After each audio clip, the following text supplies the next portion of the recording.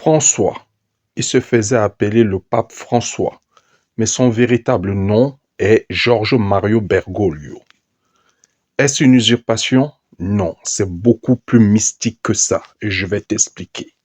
Tu sais, on sous-estime souvent l'importance des noms, surtout dans notre monde moderne. Mais dans la spiritualité et encore plus dans certaines traditions ésotériques, un nom ce n'est jamais juste un mot. C'est une relique vivante, un lien invisible entre l'âme et la personne et ce qu'elle a laissé sur terre. Le nom est une vibration, une mémoire, une énergie. Regarde l'exemple des papes ou des rois. Ils ne gardent presque jamais leur nom de naissance. Ils prennent un nom de règne qu'ils choisissent avec soin parce qu'ils savent que ce nom va les relier à une certaine lignée spirituelle, à un héritage, à une protection.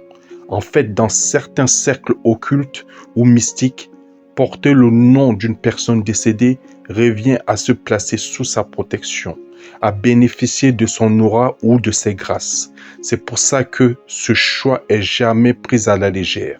Et tu vois, dans l'Église catholique, cette notion de relique est partout.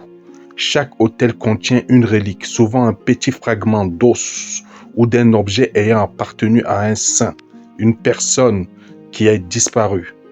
Quand une nouvelle église est construite, on la met sous la coupe d'un saint, c'est-à-dire une personne qui est décédée.